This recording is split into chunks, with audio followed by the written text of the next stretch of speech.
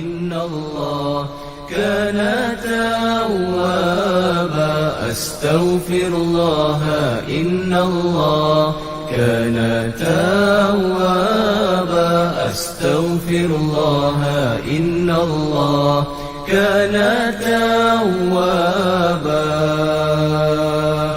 أستغفر الله إن الله كان توابا أستغفر الله إن الله كان توابا أستغفر الله إن الله كان توابا أستغفر الله إن الله كان توابا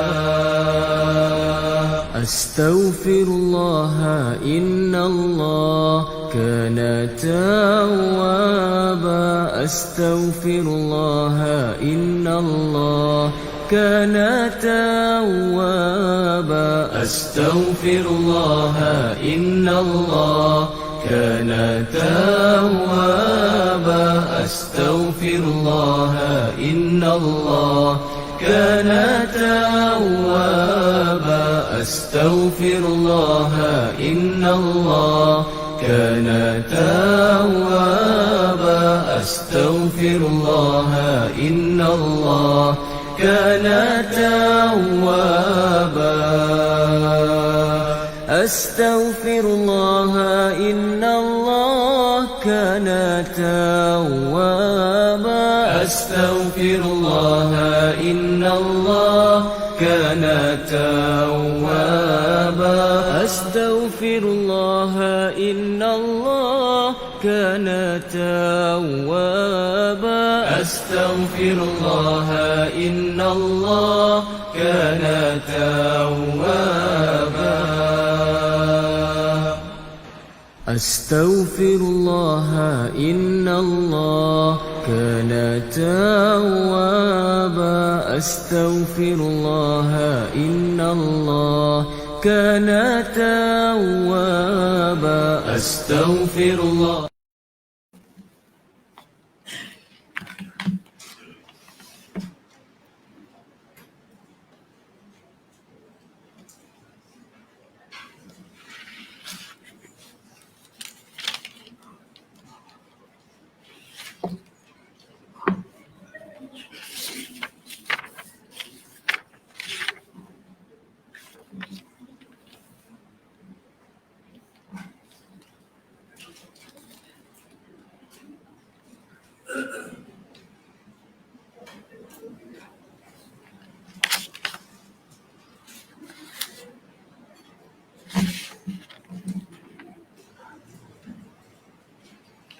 أعوذ بالله السميع العليم من الشيطان الرجيم.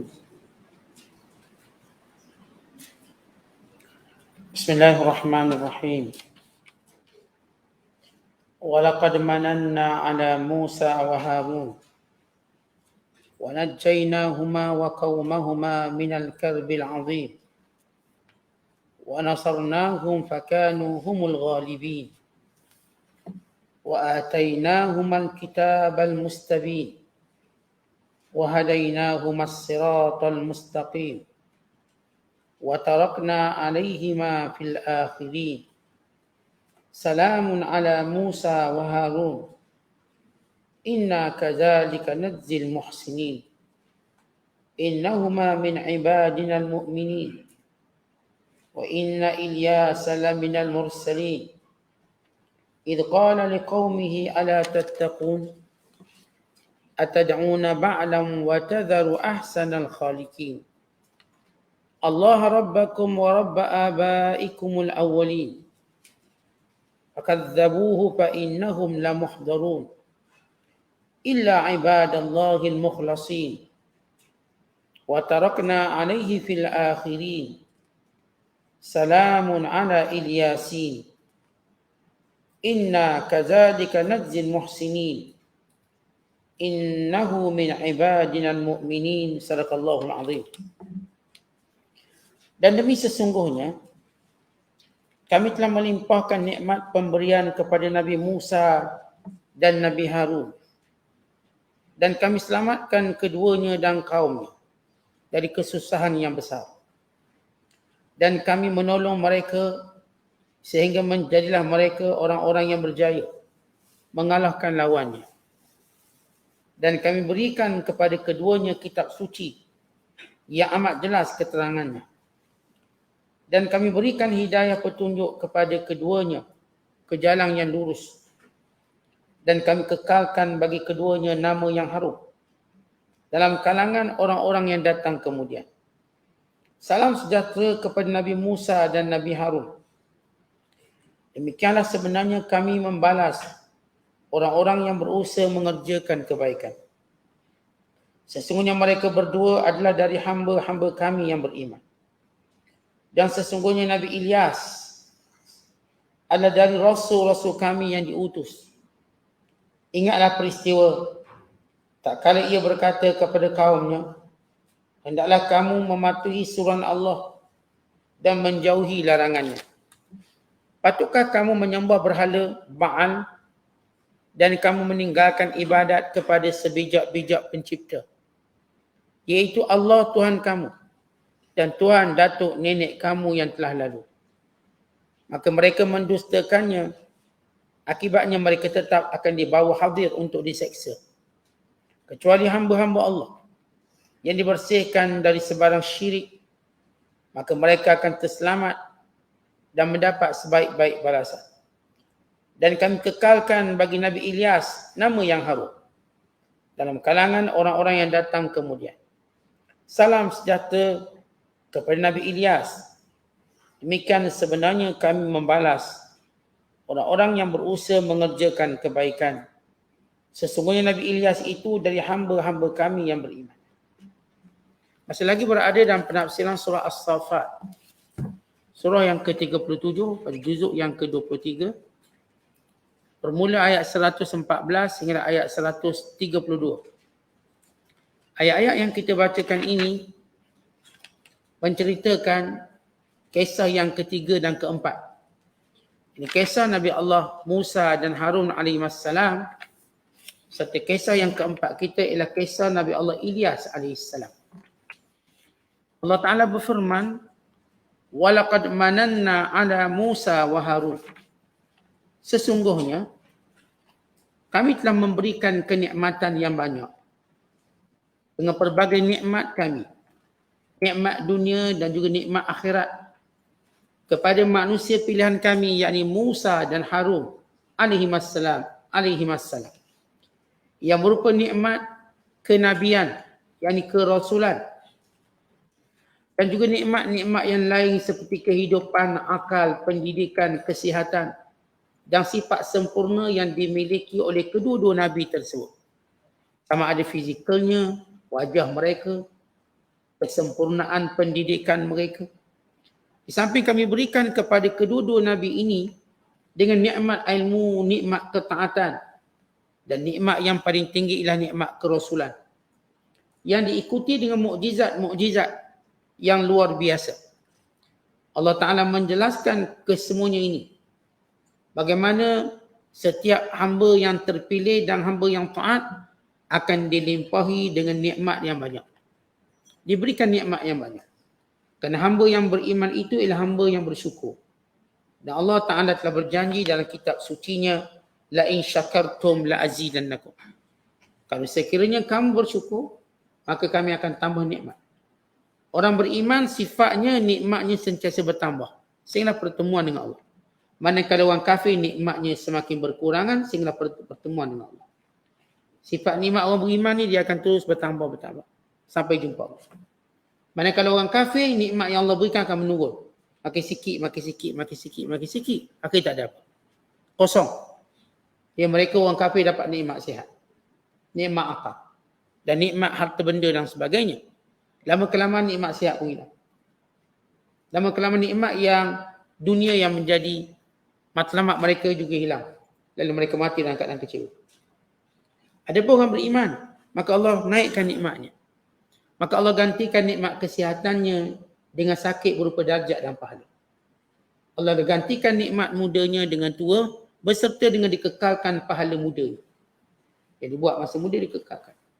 Bahkan Allah gantikan dunianya dengan akhirat yang sempurna dan digantikan dengan syurga yang abadi. Maka itu dua aliran kehidupan, yang beriman dan yang kufur. Maka Allah menyebut contoh orang-orang yang beriman, ketua orang beriman, nabinya dan rasulnya. Kami kurniakan nikmat yang banyak. Lalu Allah menafsirkan nikmat tersebut. Bila Allah menyebut perkataan mananna, dan kami berikan nikmat, apa dia nikmat tersebut? Maka Allah Ta'ala sebut wa najjaynahuma, itu nikmat yang pertama. Tadi kita sebut nikmat umum, ini nikmat khusus.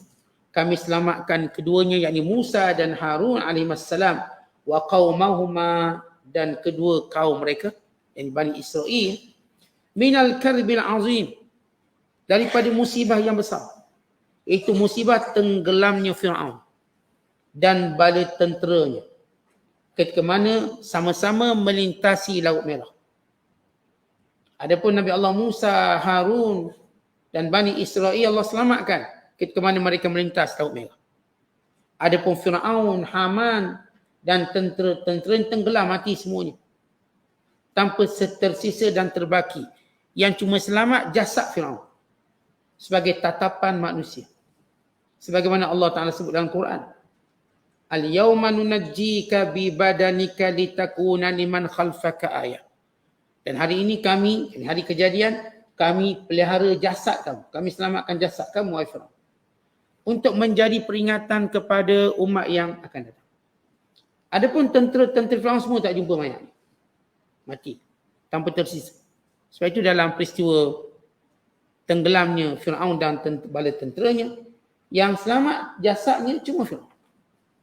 Tiada penemuan lain melainkan Fir'aun sahaja. Yang lain semuanya dikuburkan dalam laut tanpa keluar. Maka jasad Fir'aun yang dikeluarkan untuk tatapan manusia sehinggalah akhir zaman. Sampai hari ini jasad mayat Fir'aun itu ada. Untuk kita tatap benarnya Al-Quran dalam menceritakan kisah Fir'aun. Dan kita baca penemuan demi penemuan yang baru yang bercerita tentang Fir'aun. Dulu kata Fir'aun macam ni, lalu ya, dengan ilmu manusia Allah makin tambah, menyebabkan mereka makin jumpa sesuatu yang baru yang bertepatan dengan Al-Quran. Kesan mati lemasnya, jumpa air laut pada badannya, pasir lautnya dan sebagainya. Bukti-bukti yang menampakkan apa yang Allah sebut dalam Al-Quran secara jelas. Kerana cerita Fir'aun ini cerita yang antara paling banyak disebut dalam Al-Quran. Cerita Fir'aun dengan Musa. Kemudian kata Allah, nikmat yang kedua pada Nabi Musa dan Harun alaihissalam, wa nasarnahum fakanu minal ghalibin. Kami memberikan kemenangan kepada Musa dan Harun dan mereka sentiasa menang menghadapi musuhnya. Sama ada menang dalam pertandingan sihir, ketika mana Fir'aun mengumpulkan semua bala tentera yang berupa para penyihir, yang kalau di hadapan mukjizat Nabi Allah Musa dan Harun, maka diikuti dengan kemenangannya dengan kematian Fir'aun itu sendiri. Dan kemenangan mereka menyelamatkan Bani Israel daripada penindasan yang berterusan. Maka kemenangan itu dicapai tanpa Fir'aun, tanpa Musa ada senjata walaupun sebilah pisau. Tanpa senjata. Musa tak lawan Fir'aun dengan senjata. Dia tak ada pisau, dia tak ada senjata. Cuma tongkat. Tongkat gembala, orang tak panggil senjata. Harun demikian juga, Harun tak ada senjata. Dia tak pakai meriam ke apa. Melainkan juga tongkat sebagaimana Nabi Allah Musa. Dan Bani Israel cuma umat yang lemah dan trauma dengan segala penyiksaan yang dibawa oleh Fir'aun. Seperti bayi yang lemah, yang ketakutan berlindung di sebalik ayahnya. Dia tak ada apa upaya. Tapi bagaimana Fir'aun kalah. Dengan bala tentera berjuta. Dengan siap siaga peralatannya, latihannya. Memang hidupnya siang malam sebagai tentera. Tentera Fir'aun ni siang malam tentera. Dia bukan tentera part time. Artinya setiap hari berlatih. Memang gagah lah. Macam kita tengok kalau pemain bola. Setiap hari main bola. Kita yang sekali-sekali main bola kena jantung lah, stroke lah. Masuk ward sebab sekali-sekali main. Yang ni tiap hari main bola, mesti bijak. Yang ni pula tiap-tiap hari jadi tentera. Latihan demi latihan. Tapi bayangkan, tentera sebesar ini kalah tanpa senjata. Tak ada senjata. Melainkan pertolongan Allah. Allah abadikan kisah yang hebat ini supaya kita mengetahui bahawa kalau benar ketaatan kita pada Allah, maka musuh akan kalah. Walau tanpa senjata. Bahkan Allah Ta'ala membenarkan kemenangan ini dengan siri-siri kemenangan tanpa senjata. Bukan bermaksud kita tak payah siap senjata kalau lawan musuh. Tapi nak beritahu bila tak ada upaya lain, Allah pasti menolong orang beriman. Dalam peristiwa kita baca, bila Imam Mahdi dibai'ahkan di antara rukun Yamani dan rukun Hajar Aswad oleh para jemaah haji, yang merupakan di antara tanda-tanda akhir kepada tanda-tanda kecil kiamat. Imam Mahdi merupakan tanda kecil terakhir kiamat, yang diikuti dengan tanda besar, dengan keluarnya Dajjal, turunnya Nabi Isa, Ya'juj Ma'juj, dan dengan berlakunya gerhana atau berlaku gempa bumi timur barat dan juga di semenanjung tanah Arab, dan keluarnya Ad-Dukhan, dan keluarnya Dabbatul Ard, dan keluarnya matahari di sebelah barat. Itu 10 tanda besar. Yang last tanda kecil. Kita sekarang sedang berada pada tanda-tanda kecil kiamat. Tapi last tanda kecil kiamat ialah keluarnya Mahdi. Kerana keluar Mahdi itu berdekatan dengan keluarnya Dajjal. Dan berdekatan dengan turunnya Nabi Isa. Dan berdekatan dengan terkeluarnya Ya'juj Ma'juj. Dan berdekatan dengan, kita katakan, Ad-Dukhan, diikuti gempa bumi, dan diikuti dengan keluarnya matahari di sebelah barat. Yang merupakan tanda terakhir. Dan Dabbatul Ard. Keluar matahari di sebelah barat, keluar Dabbatul Ard. Itu binatang yang boleh berkata-kata, yang keluar daripada Bukit Safa, yang membezakan antara orang yang diterima oleh Allah dengan tidak diterima. Maka waktu Imam Mahdi keluar dan dibai'ahkan, maka raja yang tahu tentang hal tadi merasa marah dan menghantar bala tentera untuk membunuh Mahdi. Lalu Allah menenggelamkan dia di satu kawasan bernama Baidah. Mahdi, tanda kemenangannya, dia menang tanpa perang pada permulaan. Bila bala tentera ni keluar untuk menangkap Imam Mahdi yang dibai'ah oleh jemaah haji, keluar sampai 5 km sebelum sampai ke Masjidil Haram, mereka ditenggelamkan di kawasan Baidah. Gempa bumi besar. Tenggelam semua tentera dengan sekelip mata. Maka tersohorlah nama Mahdi. Lalu umat Islam datang berbai'ah dengannya, maka bermula siri peperangan. Tapi asal menangnya, tenggelamnya tentera yang cuba mengalahkannya. Jadi Allah Ta'ala cerita bagaimana hebat kemenangan Allah. Ini bala tentera Fir'aun hebat. Mana-mana ahli sejarah kaji tentang persenjataan Fir'aun hebat. Bahkan dia dianggap antara maharaja dunia yang memerintah kawasan yang luas dengan pala tentera yang gagah kuat. Tapi bagaimana dia kalah tanpa senjata? Dengan air buah besar. Bagaimana Allah Ta'ala tunjuk kebesaran Allah, bagaimana Allah boleh mencabut nyawa manusia sekelip mata dengan tsunami-nya, dengan gempa bumi. Macam kita dikejutkan gempa bumi di Turki, sekelip mata 42,000 orang mati. Itu bukan angka resmi lagi. Mungkin ada lagi. Ini pengajaran di sebalik. Ya, kita simpati tu hal yang kita sebut pengajaran. Bagaimana boleh mati sekelip mata. Tanpa sebarang tanda-tanda mereka akan mati. Mereka datang terus mati. Maka ini bagaimana kalau Allah Ta'ala nak jadikan sesuatu. Dan demikian juga kalau Allah nak bagi kemenangan. Maka Allah menyebut nikmat kepada Nabi Musa dan Harun. Wa nasarnahum fakanu humul ghalibin. Kami berikan pertolongan kepada Musa, Harun dan Bani Israel yang beriman dengannya, mengalahkan musuh-musuh mereka sehingga mereka berjaya mengambil seluruh harta yang ditinggalkan oleh Fir'aun selepas mereka dihina sebelum ini. Yang ketiga, wa atainahumal kitabal mustabin, dan kami kurniakan kepada Musa dan Harun kitab yang jelas. Dan maksudkan kitab yang jelas ialah kitab Taurat. Sebagaimana Allah berfirman dalam surah Al-Ma'idah, inna anzalna at-taurata fiha hudan wa nurun yahkumu bihan nabiyyun. Sesungguhnya kami menurunkan kitab Taurat yang menjadi petunjuk dan cahaya yang menjadi perlembagaan kepada semua nabi-nabi selepas itu. Kita tahu bahawa semua nabi-nabi selepas Nabi Allah Musa berhukumkan dengan kitab Taurat. Berhukumkan dengan kitab Taurat. Termasuk Nabi Isa AS. Walaupun Nabi Isa diturunkan kepada baginda dengan kitab Injil, tapi Injil untuk membetulkan sebahagian kitab Taurat yang diubah. Namun kekal pengamalannya pada kitab Taurat. Injil itu untuk memperbaiki beberapa perubahan yang dibuat oleh Bani Israel disebabkan kejahatan mereka. Sebab itu benda itu digabungkan dengan dua. Dipanggil Old Testament dengan New Testament atau disebut hari ini Bible. Bible itu gandingan kombinasi antara Taurat dan Injil. Antara New Testament dan Old Testament. Itu perjanjian baru dan perjanjian lama. Dipanggil dalam bahasa Arab Al-Ahdul Jadid wal Ahdul Qadim.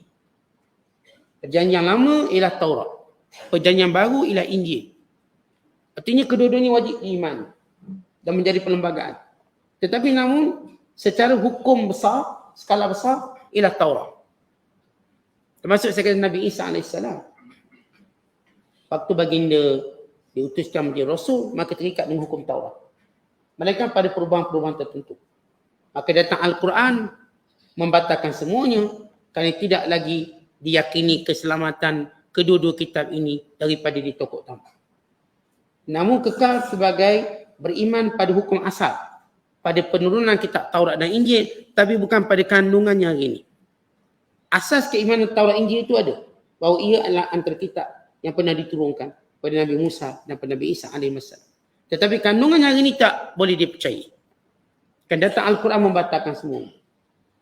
Membatalkan semuanya. Maka semua orang kena merujuk pada Al-Quran, bukan lagi Taurat dan Injil. Sebab itu bila Umar Al-Khattab hendak membaca kitab Taurat dan mencadangkan Rasulullah SAW. Dan apa kata Rasulullah dengan keadaan marah? Nabi kata, "Lau kana Musa hayyan, ma wasi'ahu illa ayattabi'ani." Kalau Musa masih hidup, dia kena ikut aku. Dia kena baca Quran aku, bukan aku baca Taurat dia. Kalau Musa itu hidup, dia kena baca Quran aku, dia kena ikut aku. Rasulullah tegaskan kepada sahabat semua, Taurat bukan lagi kitab i'timad, kitab rujukan. Tidak juga bacaan. Tetapi pada hukum asal beriman itu ada. Adapun kandungan semuanya tidak diterima. Kerana asasnya ialah daripada Al-Quran semuanya. Kemudian kata Allah Ta'ala, وَهَدَيْنَاهُمَ الصِّرَاطَ الْمُسْتَقِيمِ. Dan dengan kitab Taurat yang diturunkan menunjukkan, menjadi bimbingan kepada Musa dan juga Harun pada jalan yang lurus. وَتَرَكْنَا عَلَيْهِمَا فِي الْآخِرِينَ. Dan kami menjadikan nama kedua-duanya ini harum di sisi manusia. Kata Imam Ibn Kathir dan Imam Ash-Shawqani. Ke mana menafsirkan perkataan ataupun para ulama menyatakan maksud wa tarakna alaihima fil akhirin ay abqaina lahuma min ba'dihima dzikran hasanan jamila wa thana'an hasana fil ummamil mutaakhirah. Kami jadikan bila disebut sahaja Nabi Musa dan Nabi Harun, maka dia menjadi sebutan yang baik, pujian yang mulia kepada umat-umat yang selepasnya. Akhirnya orang abadikan nama Musa, Harun dalam nama anak-anak mereka. Macam kita sebut semalam juga pada nama-nama tempat mereka. Dan tidak disebut Harun, mereka yang baik dan mulia. Tidak disebut Musa, mereka yang baik yang mulia. Maka demikian balasan Allah nak beritahu. Siapa pun orang beriman, namanya akan harum dunia akhirat. Disebut dalam hadis. Ketika mana seorang beriman itu mati, maka dia angkat ruhnya ke langit.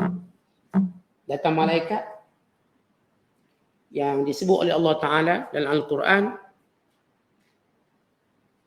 dengan firman-Nya wan-nashitati nashta. Dan malaikat yang sentiasa cergas dalam mengambil ruh orang beriman. Ketika mana datang malaikat maut mencabut nyawa orang beriman, maka turun sekumpulan malaikat rahmat. Ketika mana malaikat maut menyuruh roh itu keluar, maka malaikat rahmat merebutnya daripada malaikat maut. Dia ambil. Lalu dikafankannya dengan kafan syurga dan kapur baru dan wangian daripada syurga. Kemudian diangkat ke langit. Dan bila sampai ke setiap pintu langit, ianya berbau harum. Lalu ditanya, roh siapakah ini? Maka disebut dengan sebaik-baik namanya di dunia yang dipanggil. Lalu dipuji oleh malaikat kebaikannya dan keharumannya. Lalu dibuka pintu langit. Dan diekori oleh malaikat-malaikat pada langit yang pertama. Kemudian melalui langit yang kedua Ditanya roh siapakah ini berbau wangi? Maka dikatakan roh fulan bin fulan dengan sebaik-baik nama. Lalu dipuji dengan kebaikannya. Lalu diikori oleh malaikat pada langit yang kedua. Demikian sampai seterusnya. Lalu Allah Ta'ala berfirman, minha khalaqnakum wa fiha nu'idukum wa minha nukhrijukum taratan ukhra. Aku jadikan dia daripada tanah. Dan dia mesti dikembalikan kepada tanah. Dan kembali ke kubur. Dan dia akan keluar daripada kubur. Lalu malaikat pun membawanya kembali ke kubur dan memasukkan rohnya ke dalam jasad. Ceritanya ialah harum. Roh orang beriman ni harum. Dan Allah sebut dalam Al-Quran, siapa pun yang taat, yang patuh pada Allah, Allah akan kekalkan keharumannya di dunia dan di akhirat. Namanya menjadi nama yang baik. Sebab itu disebut dalam hadis yang lain, bila mati seorang orang beriman, maka disebut kebaikannya. Ini dipuji dengan pujian yang baik. Lalu Rasulullah sallallahu alaihi wasallam mengatakan wajib dia masuk syurga. Kerana siapa pun yang memuji orang kerana dia baik. Bila mati seorang dipuji kerana kebaikannya, bukan sebab lawa dia, bukan kaya dia, tapi kebaikannya. Untuk menunjukkan yang dibawa bersama ialah amalannya, bukan harta. Bukan rupa, bukan pangkat, bukan nasab. Tapi amalan. Sebab tu yang kita puji bila orang mati, amalan dia. Kita tak puji harta dia. Hartanya sudah menjadi milik warisnya. Oh, arwah ni masih hidup baik orang ni. Suka tolong orang, rajin ke masjid. Dia orang yang kuat berjuang, menegakkan agama Allah. Dia seorang yang istiqamah. Apa yang kita puji? Amalan dia. Kita tak puji, oh arwah dulu lawa orangnya, handsome orangnya, comel orangnya, pernah jadi Ratu Malaysia, pernah jadi siapa. Tak ada, orang tak puji yang tu. Arwah ni dulu sekian-sekian. Kita tak akan puji dia tu. Itu kita sebut hal dia, bukan puji dia. Yang kita puji ialah apa amalan dia buat. Kalau dia seorang isteri, oh dulu arwah ni isteri yang taat, baik, patuh ke suami dia, seorang ibu yang sekian, seorang muslimat yang suka tolong orang. Lalu kita pun sebut amalan dia. Mana kita sebut harta dia? Mana kita sebut keturunan dia? Untuk menjadi dalil yang jelas lagi bersuluh. Oh, setiap seorang mati, dia akan bawa ialah amalannya. Maka siapkanlah dengan amal soleh. Untuk kita mendapat wangian daripada Allah Ta'ala. Maka Allah jadikan sebutan mereka sebutan yang baik. Salamun ala Musa wa Harun. Perkataan salam iaitu sejahtera, doa keselamatan. Daripada malaikat, daripada jin, daripada manusia. Bukan daripada Allah Subhanahu wa taala. Kemudian kata Allah, inna kadzalika najzil muhsinin. Demikian kami memberi balasan setiap orang yang buat baik. Apa dia balasan? Kami selamatkan daripada musibah. Kami beri nikmat-nikmat yang banyak dunia dan akhirat. Kami akan jadikan mereka menang. Kami akan berikan mereka sentiasa dalam petunjuk. Kami jadikan mereka sentiasa ada perlembagaan untuk diikuti. Yakni sumber ataupun Al-Quran. Orang yang baik-baik semua cari hidup ni macam ni. Allah akan limpahkan mereka dengan nikmat. Allah Ta'ala akan selamatkan dia daripada banyak bahaya-bahaya besar. Bukan cukup kita tahu, mati itu berarti Allah menyelamatkan kita daripada bahaya dunia. Mati itu sendiri ialah kelihatan bagi orang beriman dan keselamatan. Sehingga kematian itu satu nikmat. Sebagaimana kata Nabi SAW. Al-mautu tuhfatul mu'min. Kematian kegembiraan orang beriman. Sebab dia berhenti daripada musibah besar. Sebagaimana Rasulullah sebut kepada orang beriman yang mati, mustarihun rehat. Rehat daripada musibah dunia. Tipu daya dunia, fitnah dunia. Kalau tidak, fitnah ni tak pernah selesai. Nama kita hidup, macam-macam fitnah datang dalam kehidupan kita. Kalau kita bujang, cara fitnah bujang. Kita kahwin, cara fitnah kahwin. Kita kerja, cara fitnah kerja. Maka semua ada. Maka Allah selamatkan orang beriman. Daripada bahaya apa? Sama ada musibah duniawinya atau dunia itu sendiri. Sehingga Allah menjemputnya. Sebab itu kita sebut dia mati dulu kerana tanda Allah sayang. Allah ambil dia dulu. Allah rehatkan dia daripada kepenatan.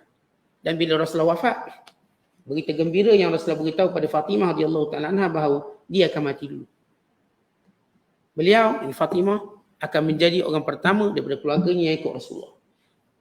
Ya, Fatimah ketawa. Itu berita baik. Kalau kita orang bisik macam tu, macam takut pula. Suami kita bisik, lepas abang mati, awak pula tahu. Abang jangan bang. Kalau boleh orang lain. Sebab bila kita belum nampak nikmat kematian, Ini Fatimah, waktu Rasulullah bisik kat telinga dia, dia ketawa. Lalu bila Aisyah radhiyallahu ta'ala anha tanya, kata Fatimah tak boleh beritahu ni rahsia. Tapi bila dah Rasulullah wafat, bukan rahsia. Dia kaedah rahsia, lagi mana orang tu hidup. Bila orang tu mati, maka tak ada rahsia. Kaedah rahsia. Khususnya rahsia baik. Ada pun rahsia yang aib, itu kekal sampai bila-bila. Kalau rahsia baik, contoh rahsia baik ni, awak jangan beritahu tahu saya sedekah ni. Jangan beritahu kan. Awak yang beritahu saya yang buat sumbangan ni. Awak yang baik-baik. Dia minta kita rahsia, maka wajib kita rahsia. Tapi bila dia mati, tak jadi rahsia. Tiba-tiba yang sedekah, yang selalu beri ni, dia pun mati. Yang dicakap rahsia tu, apakah kekal sampai bila? Tak, dia terbatas. Kerana kebaikannya perlu diceritakan. Maka sebagaimana Fatimah, bila ditanya oleh Aisyah radhiyallahu ta'ala kenapa dia tahu, dia kata rahsia. Tak boleh. Tapi bila Rasul wafat, Fatimah ulang tanya. Maka kata Fatimah, baginda beritahu, akulah orang pertama yang akan mati. Kerana itu aku tahu akan ikutinya. Kerana kematian berarti bertemu dengan orang kita sayang. Sebagaimana Bilal bin Rabah, bila dekat nak mati dia kata apa? Wa farhah wadan nalqal ahibbah Muhammadan wa suhbah. Aduhai gembiranya, esok mati esok aku akan jumpa dengan Nabi Muhammad dan sahabat aku. Suka dia. Mati itu memang satu benda yang mengembirakan. Terutama dah ada orang kita paling sayang duduk depan kita. Maka kita nak jumpa dia lah. Kita nak mati. Sebab kita tak akan jumpa dia melainkan dengan mati. Maka ini dia kerihatan bagi orang beriman. Dan ini dia apa yang dimaksudkan Allah selamatkan daripada musibah. Musibah dunianya. Kemudian bila Allah menyebut bahawa orang beriman, dia beri contoh Musa dan Harun, kami akan berikan hidupnya sentiasa ada panduan. Maka siapa pun orang baik kita nampak hidupnya tidak beremosi, tidak ikut sifat marahnya, tidak ikut sifat jahatnya, tapi dia ikut petunjuk hukum. Ikut mana pun kita ikut hukum walaupun tak sesuai dengan kita ke, kita setuju ke kita tak setuju, maka itu panduan hidup kita. Maka orang beriman sentiasa ikut hukum tu. Kalau duit ini bukan hak dia, dikembalikan. Walaupun rasa nak duit ni. Kalau barang ni bukan hak dia, maka dikembalikan. Maka dia tak peduli walau sehebat mana barang. Kalau tu bukan milik dia, dia akan kembalikan. Sebab hidupnya berpanduan. Kalau memang dia patut mengalah, maka dia akan mengalah. Kerana dia akan ikut hukum. Kita bukan ikut nafsu kita.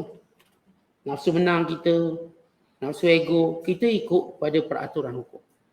Kalau memang sejauh hukum kita salah, maka kita mohon ampun pada Allah. Dan kita akan perbetulkan.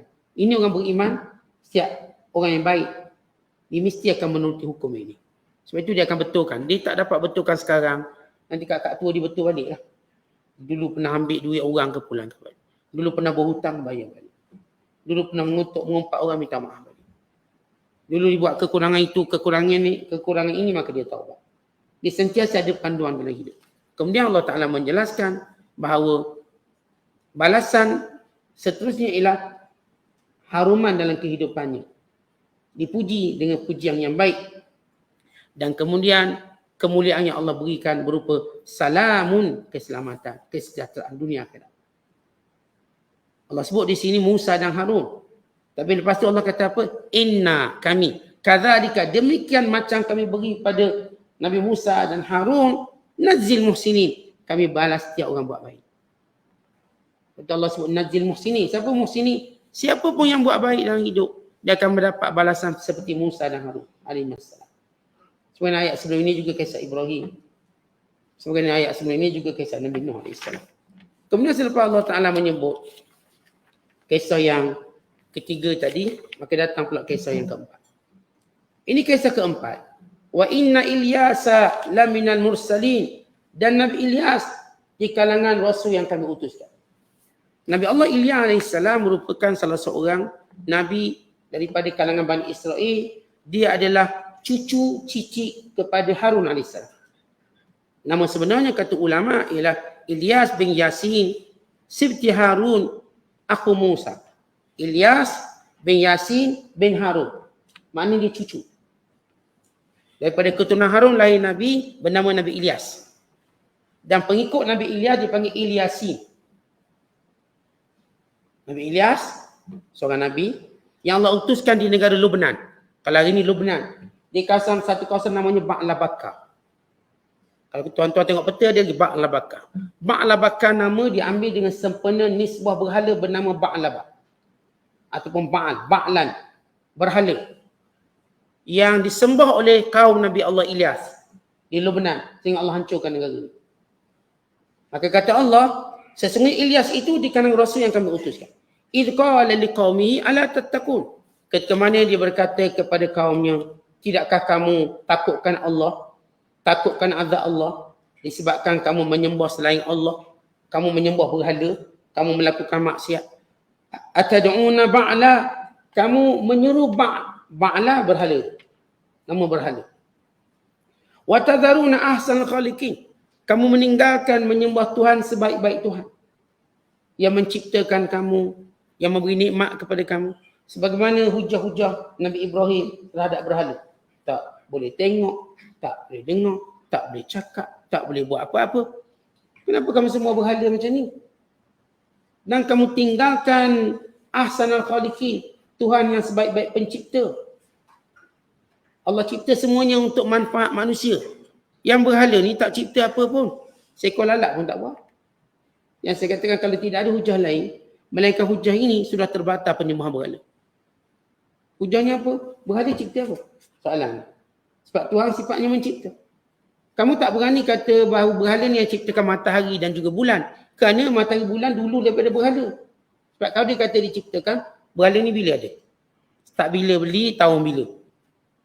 Dan umur matahari berapa juta? Maka terbatal benda tu sebab yang nak menciptakan, mesti dia dulu daripada benda yang diciptakan. Tak mungkin dia datang ke benda baru diciptakan dulu. Maka ini tak masuk akal. Maka tak ada sebab meninggalkan Tuhan sebaik-baik pencipta dengan menyembah berhala.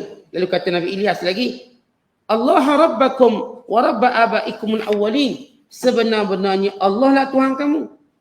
Wa rabba abaikumul awwalin, dan Tuhan kepada datuk nenek moyang kamu dulu. Sebab tu kita dah sebut dulu. Cerita datuk nenek atau nenek moyang.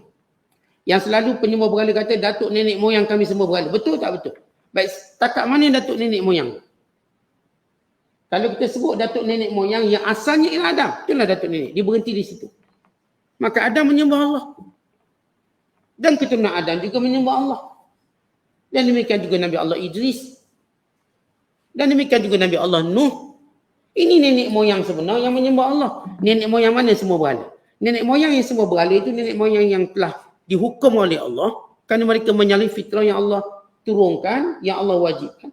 Semenjak Allah utuskan Rasul pertama, Nabi pertama, Nabi Adam AS. Baik, nenek moyang kita mesti henti kat mana? Kat Adam lah manusia pertama. Itulah nenek moyang betul. Kita akan tengok agama asal dia. Jadi saya pernah beritahu tuan-tuan. Ni ahli-ahli ekologi.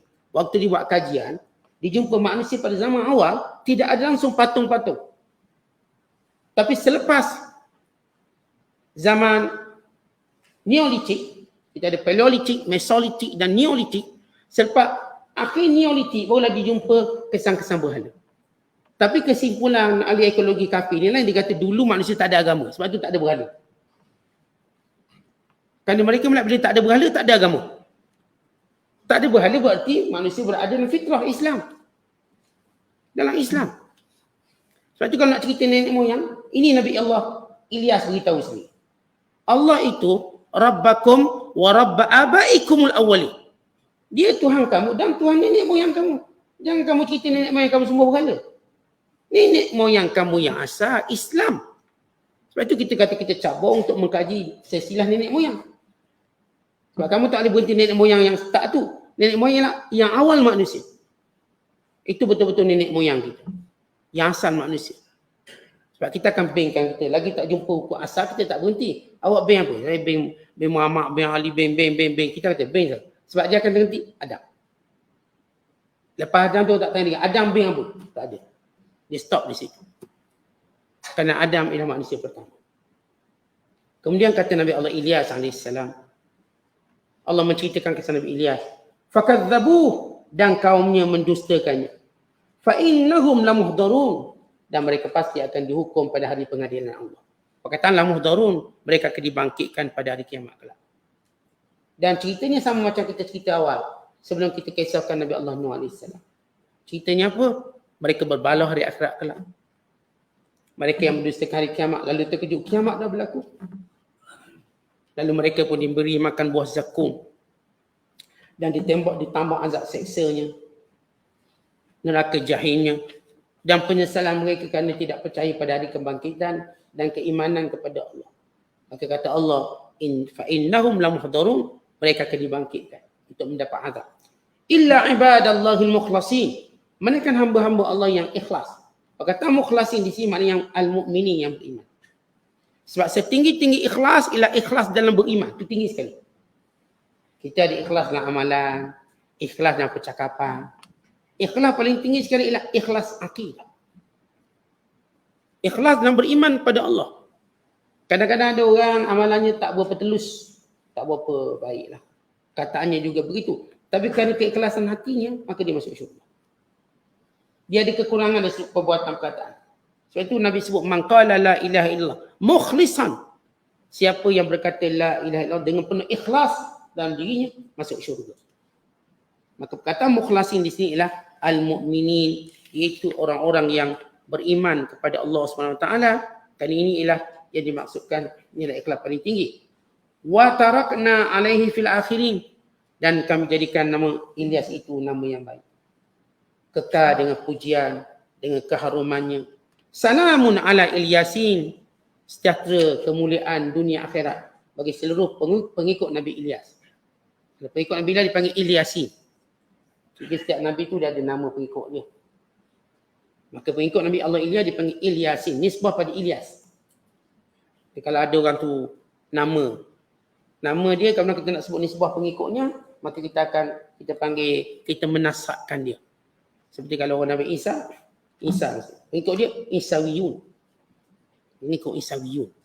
Kalau nama Yaqub, Yaqubiyun. Kalau kita namakan dia sebagai Ali misalnya, maka dia sebut Alawiyun. Pengikut Ali, Alawiyun. Jadi setiap dia dipanggil nisbah pada nasab. Jadi Ilyas, Ilyasin. Ilyasiyun dan Ilyasin. Pengikut Nabi Allah Ilyas. Inna kadzalika najzil muhsinin. Demikian kami beri balasan kepada orang-orang yang buat baik.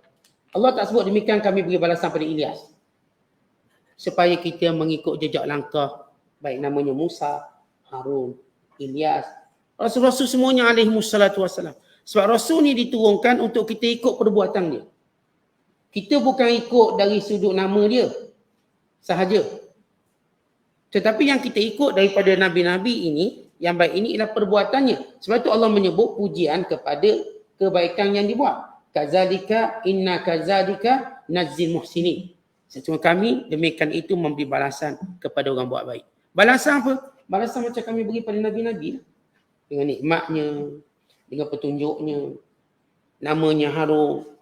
Pada mana ada kita tengok nama-nama penjahat-penjahat yang Allah sebut dalam Quran, namanya Fir'aun, Qarun, Namrud. Lalu orang namakan anak mereka. Siapa nama anak Fir'aun? Tak ada.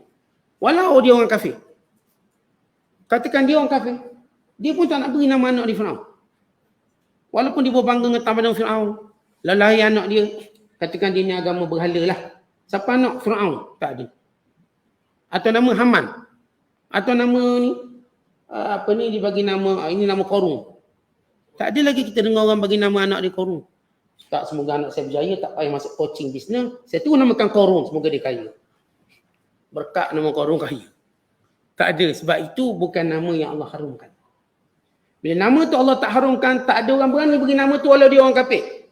Siapa nak bagi nama anak dia Abu Lahab? Hatta musuh Islam, yang benci Islam, kau benci sangat Islam, namakan anak kau Abu Lahab. Senang cerita. Tak berani dia. Awak kan benci Islam siang malam pagi petang, nak baca Quran, nanti dapat anak, bagi nama Abu Lahab. Tak, dia takkan bagi nama Abu Lahab. Nama itu bukan nama diharumkan. Atau bagi nama anak Abu Jahal. Saya jahat Ustaz, saya tak semayang. Awak ni tak semayang kan? Tak semayang, awak suka hina Islam. Maka gini lah saya cadang awak kahwin nanti, bagi anak pertama Abu Jahal, anak kedua Abu Lahab. Saya tak berani dia. Tetap nama anak dia lawa juga. Cari nama anak untuk menunjukkan bahawa nama-nama yang Allah sebut dalam Quran dia laknat, takkan dia menamakan anak-anak. Walau dia orang kafir dan benci pada Islam. Dan tak percaya pada Quran. Tak percaya kepada Quran ni Yahudi. Tak ada Yahudi mencabur Islam dengan menamakan anak mereka sebagai Fir'aun. Tak ada. Atau namakan Qarun, atau nama Haman. Atau nama watak-watak jahat kat Mekah dulu. Yang menghina Nabi SAW. Lalu mereka namakan anak mereka. Atau nama kebencian pada Islam. Tak berani. Kan mereka tahu ni nama suih. Nama yang Allah Ta'ala tidak harumkan. Ada pun nama-nama yang baik. Walaupun dia jahat, nama dia baik. Tanya nama ketua gangster. Siapa nama dia? Kadang nama dia comel nama dia. Nama dia baik. Tapi ketua gangster. Dia tetap tidak mahu nama yang tidak baik. Dia beri nama yang baik. Walaupun dia selindung nama dia dengan gelaran sekian. Nama gelaran sekian-sekian. Nama tengok nama sebenar ni, Masya Allah cantik nama dia. Nama sahabat barangkali. Ini cerita di sebalik keharuman nama. Sebagai bukti daripada Allah dan daripada Al-Quran. Bagaimana nama-nama harum ini diambil, dipetik oleh semua orang walaupun dia tak baik. Tapi nama-nama yang tidak harum, yang jahat, yang musuh Islam. Tak ada orang berani letak nama tu. Walau bagaimana benci dia pada Islam. Dia tak akan berani letak nama anak dengan musuh-musuh Islam yang utama. Yang membenci Nabi SAW atau yang membenci Islam. Kemudian kata Allah Ta'ala, innahu, sesungguhnya Ilyas, min ibadinal mu'minin, di kalangan hamba kami yang beriman. Maka bila Allah sebut Nabi, Allah tak sebut mulianya sebab nama Nabinya, tapi kerana sifat dia. Sebab dia ikhlas, sebab dia beriman, sebab dia melakukan perjuangan.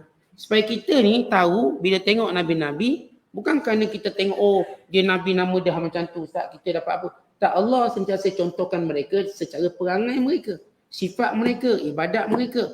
Itu yang kita kena ikuti. Bukan namanya saja, tapi apa yang mereka lakukan. Perjuangan Nabi Allah Ilyas, keikhlasan Nabi Allah Ilyas, dan teguhnya menghadapi kaum yang menderhaka. Tetap kekal di situ, tak lari dia, tak mengajuk dia, dia tak tinggal. Sehingga Allah perintahkan dia tinggal. Semua Nabi-Nabi ada watak yang sama, mereka tak akan tinggal tempat mereka berdakwah.